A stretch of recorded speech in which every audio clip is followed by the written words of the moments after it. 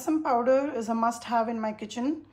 I have learned it from my grandmother, and today my family secret is out for you all. This is a very traditional recipe. There has been no additions done to this, and here is the rasam powder recipe, which makes my rasam very delicious.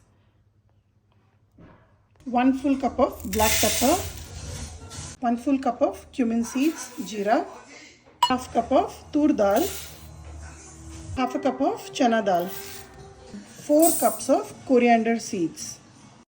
In kadai to where it is almost smoking. Now reduce the heat to medium so the heat in the kadai is maintained. I'm trying to mimic like how back home we will usually dry all these spices in the hot sun. So since it's not hot here, I'm just going to dry roast for a real quick few seconds and take it out in a plate.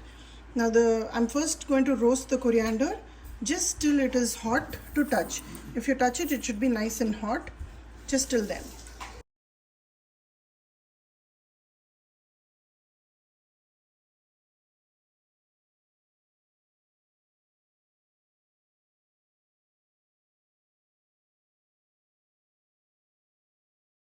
So I have roasted these just till they are hot to touch.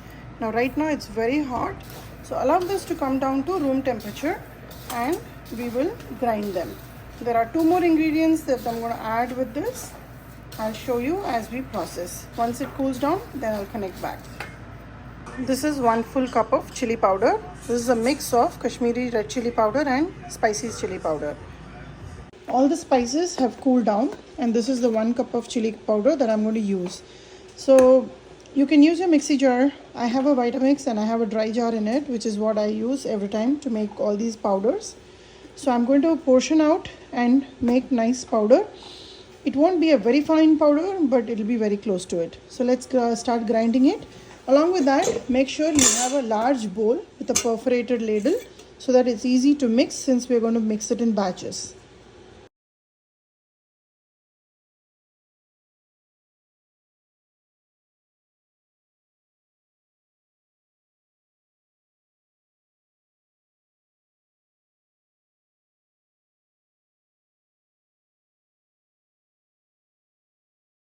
Now I have ground this in 3 batches, and you have noticed that I added the chili powder in 2 of the batches.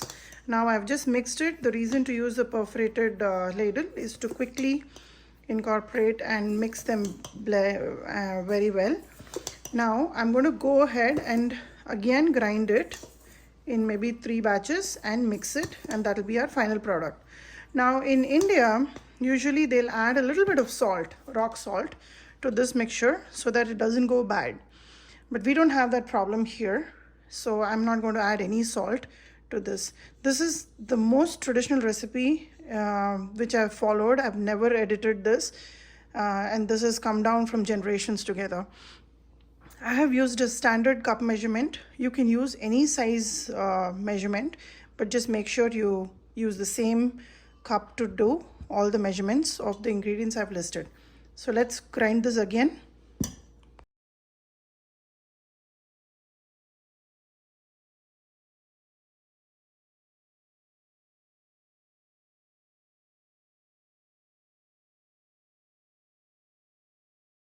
The rasam powder is ready.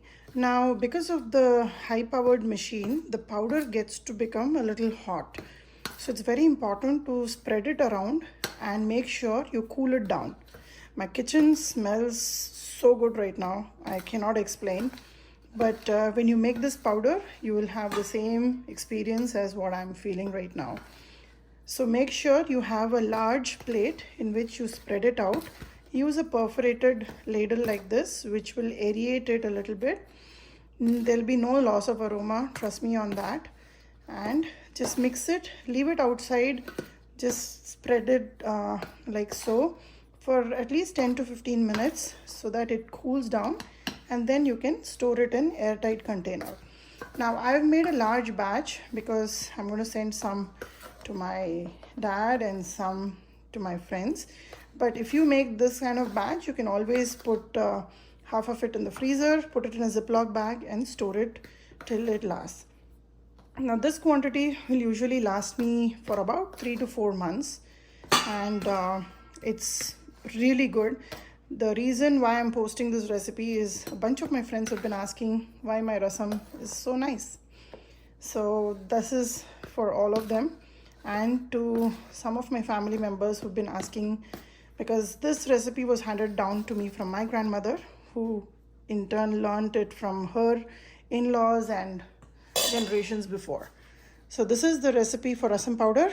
I'm going to let it cool down for a little bit and then store it away. Rasam powder is ready. Keep it in an airtight jar, and like I always say, put a wooden spoon so that in case if there is any moisture, it will be absorbed by the wooden spoon itself.